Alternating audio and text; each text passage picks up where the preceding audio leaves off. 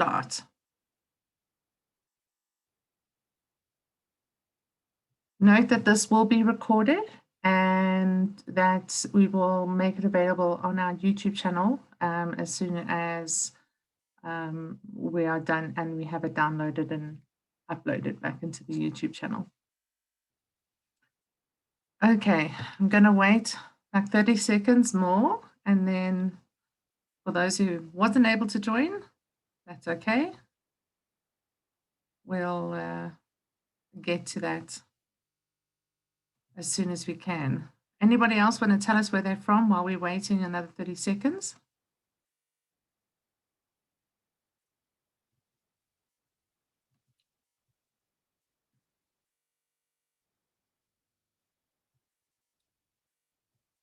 Okay. So thank you so much for joining. Part of my specific journey is making sure that as we can, we are always adding value. And this specific webinar is more about us adding value into the marketing and sales arena to help you understand. To give you a little bit of like 30-second background of who I am, I'm Nadine. We have a team in LadyBugz that helps with digital marketing, but I didn't start there. I started within the sales and marketing arena within the business-to-business space. I have been in the business-to-business space for the last 20 years, and hence the reason why we say we're the silver bullets of business marketing, because I utilize the tools that I test on our own brand before we take it to our client brands. So these are things that I know are working, but now we're just having the stats that's behind it that is informing you better and helping you to inform your executive team to make better decisions. I want to start off with a video that marketing need to get out of their heads a bit. So here is a fun little video for us to watch. Okay, so most of you will know that I'm very passionate about standing out. Most of you that know me personally understand that standing out is something that, sorry, I just want to check that I'm not missing out on a conversation. And ensuring that we are making a difference. Now, the reason I showed you the video was most of us in marketing are following what everybody else is doing because we think it's working. And it's not just about following what the market trends are about. It's about coming up with strategies and initiatives that actually add value to your brand. And so what we're going to do today is just go through some of the trends so that you can see what is happening currently. I mean, 2019 was totally different to 2020, and 2021 has given us a whole new outlook that, the pandemic is not going away. So how are we going to reach as many people as we can with a valued message to be able to get it across in such a way that the consumer, whether it be in business to business or business to consumer, actually gets the message that we are not trying to sell, but we're trying to add value. Yes, the sale is the end goal. So let's take a look at who is saying what. My button's not working. So on the average sales cycle from a business to business perspective is 6 months. And most of us are measured in a month-to-month basis, which I don't think that's fair, but that is the reality. So what we need to do as marketers is talk to the sales cycle, ask the question, to the clients, how long is your sales cycle usually? And what do you get to achieve in that sales cycle? What is the process? What is the pipeline look like in month 3 usually? And so how do we add into that pipeline? Because if we are only measured on a month-to-month basis, how are we looking back and actually seeing that 6 months ago, because we marketed XYZ, suddenly those sales are coming in? We need to make sure that we're keeping track of all of these kinds of stats.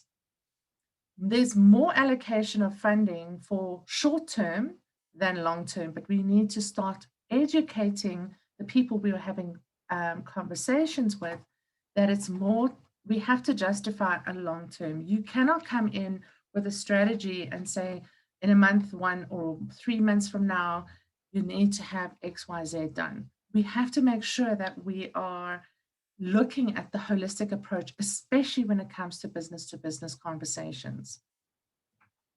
63% of digital marketers don't feel very confident in their ROI measurement today. Now, these stats are coming from LinkedIn specifically. That shows you that us as marketers, we're not confident because we don't have the full line of sight usually within a business. So we need to be linking up with the sales team as well as the marketing team to be able to understand what that return on investment is. Now, this is from Demand Gen Reporting. Which channel? So this kind of went out towards the end of last year, came out. Which channels do you use and share business related content? So now remember, we're talking business to business. 81% of people share it on LinkedIn, or then 70% is email, Twitter, Facebook, and other collaboration forums. When you're sharing the content with colleagues, what is the content you are sharing? Now, 42% of people are sharing video content.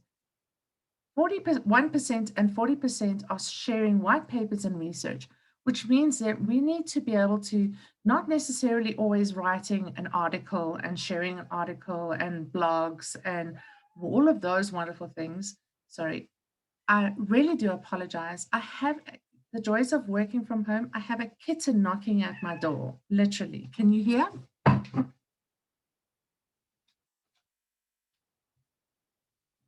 Sorry about that. I did close the door, but the joys of working from home, we do have demanding animals. Okay, so onto the next slide. What we need to do is look at the types of content and assets you're willing to register for. So when you're trying to gather people's content, now remember, here in South Africa specifically, we have the POPI Act, that we need to let our clients know how we're going to be communicating with them and how often and what we're going to be using their information for. So you need to make sure that that is part of the download process, that they click and understand that in terms of POPI, this is the way you are going to utilize their content. Just putting that part out there. Which types of content assets are you willing to register for? So webinars, like today, research surveys and reports, white papers, ebooks, and it kind of goes down. So if you're just doing B2B news publications or assessments or general newsletters, people are not registering for that. They don't have time to read. Think about how much information is out there alone at the moment in the world. Right now, we are inundated with information. We need to reduce that and make it as applicable, short, sharp, and punchy, like today's little quick webinar as an introduction into what marketing trends I have specifically found. You might have found something different, but this is what I have found, and this is recent reports. When researching your B2B purchase, how much time do you kind of typically spend on reviewing?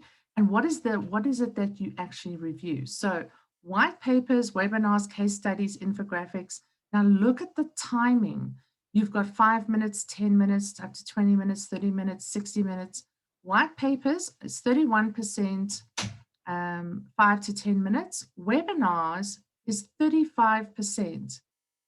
They are going to be spending 30 minutes or 60 minutes with you to understand who are you, how are you adding value, and how can you help me?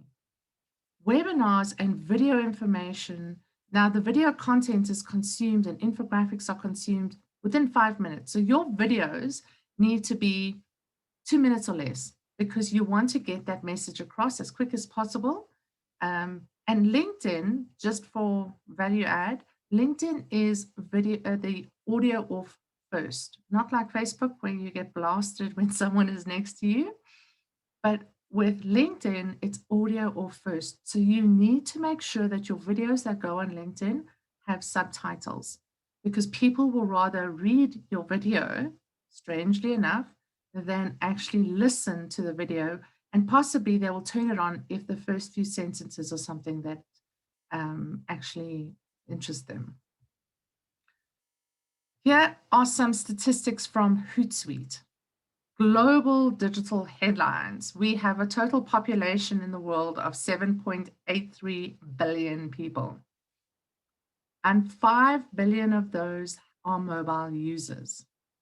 Internet users are 4.6 million. If you do not have a digital presence, a correct digital presence by now, you need to get your executive team to put some funds behind that and actually get it going as quick as possible. South Africa, so for those that are in South Africa at this point, 59 million. I'm always fascinated by these stats. 59 million population. So this is at January 2021. And mobile connections is 100 million. Yes, you are seeing correctly. You have almost 2 registered mobile users. You can't see that. Mobile users per person in our country. So we have more mobile connections. We have 38 million people in South Africa that have access to the internet, and social media people that are 25 million. So half of South Africa's population is available for you to actually market to. Time spent on the internet. So now we would think, now the time has gone up since over the last, obviously, 18 months, how much time we're spending on the internet, because now we're doing everything virtually. Time spent on devices on a global scale, so this is the average within the whole world, is 6 hours, and time spent using social media is about 2.5 hours. But look at South Africa. So South Africa's time, sorry, that was South Africa's time was taken away. Okay, so this is South Africa's time, is 10 hours spent on the internet and 3.5 hours on social media. Just take that in. 6 hours globally, 10 hours here in South Africa. We spend a lot of time on the internet. What are you putting out on the internet that is helping your marketing and your branding? So reasons for using the internet is to find information. So this is April 2021 statistics from Hootsuite, and you can see the sources. You can download from Hootsuite directly the full report, which is 250 pages that I went through. But finding information was one of the main reasons for using the internet. Staying connected with friends and family, keeping up to date with events and news. Yes, we watch Netflix and all the other YouTubes and everything from a content perspective to relax, but researching as well is high on that list. So we need to make sure that whatever people are researching or searching and finding information about, so in other words, how to make water. Okay, we can't make water, but well, technically there's a whole science behind it, but yes, you can research that on the internet. But what you want to do is find the information that someone is searching for, making sure that your brand has the how to use LinkedIn for marketing purposes. Primary search channels for brands, search engines, and the second one is social networks, and then product brand websites. Now,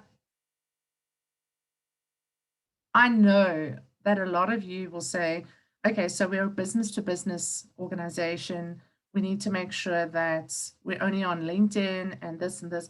No, you actually need to cover all the things, because remember, the executive is on LinkedIn, but the PA is on LinkedIn as well as Facebook. The PA is going to do a lot of the research to ensure that the information that gets in front of the executive, when the executive says to the PA, please, Miss PA or Mr. PA, not discriminating, please make sure that we get information about such and such and such because we need to do X, Y, Z. You want to make sure that your brand is in the forefront of that. So making sure that you're up to date on your social networks. If someone looks at your Facebook page and you haven't posted for a year, think about it. We're in a pandemic. Companies are closing everywhere. You haven't posted on Facebook recently, even if it's just once a week. If you haven't posted recently, you are going to be people are going to think that you're out of business. Why? Because unfortunately, that is the state of the world at this point. So we have to make sure that we are consistent in our branding and consistent in making sure that we are posting on our social networks so we make sure that people know that we're still alive. This is a video that's going to come up now that is talking about digital leadership. And the reason I'm adding this video in is because it's from Equal Man, so Eric Qualman, and he's talking about how digital leadership is the forefront, but I love the story about the brand towards the end. So please be patient and listen to the video because I really think it's going to add value. Yeah, when it comes to digital leadership, it can get complex fairly quickly. But first, the reason I went down the path of digital leadership is because I'm out speaking on stage, and you know, some of the three greatest books everyone was using for business. So these were the kind of the business Bibles, if you will. It was Stephen Covey's 7 Habits of Highly Effective People.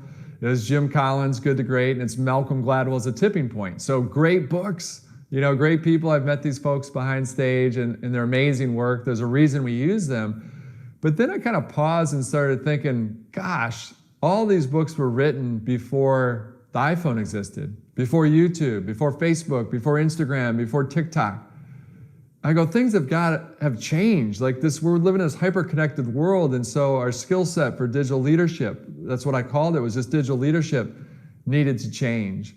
And when I looked at it, the beautiful thing was, it was a tiny step, but it was a significant one for all of our leaders out there and all those leaders that were coming up to understand that it's a tiny step, but it's a huge leap when you think about it, to take that step into digital leadership. And the beautiful thing is that digital leaders are made, they aren't born. But at its essence, if I were to define digital leadership in a word, it's empathy. Can I empathize with you? Can I understand, put myself in your shoes if you're my teammate, if you're my partner, if you're my employee, if you're my family member, if you're my friend? It is a great story about empathy. This is what it looks like. When you think about what does empathy look like, is there was a guy that wrote in to the CEO of an automotive company and said, I know you're gonna think I'm crazy, but I've got your new car and I've always bought your brand and I love it, but for whatever reason, you're gonna I know this sounds so weird, but whenever I go with my kids to get ice cream, that as long as I get vanilla, I come back and the car starts fine. But if I get any other flavor and I come back to my car, the car just won't start. And I know this sounds crazy, but I keep testing it and it holds true. Vanilla, we're good. Anything else, it's a problem. And so instead of throwing that paper away or throwing that email and deleting it thinking this guy's crazy, the head of the company decided to send one of his best engineers down. He goes, I want you to shadow this person. And so he gets down there. And sure enough, he rides into the ice cream store and it holds true. If the guy buys vanilla ice cream, the car starts no problem. If he buys any other flavor of ice cream, the car won't start. So the engineer, being an engineer, starts taking down all these tallies of what's different, time of day, temperature. And he finally figures out that the location of the vanilla ice cream is different than everywhere else. So vanilla is the most popular flavor, and so they have it at the front of the store. Other are at the back. So all the other flavors are at the back. So this guy has to walk, and just that little bit of extra time was causing the engine to cool and was causing vapor lock. And so they finally figured out that was the issue, that a certain amount of time it's caused vapor lock with the engine. And so this engineer help solve that riddle all through vanilla ice cream because that leader had that empathy. And that's what digital leadership is all about.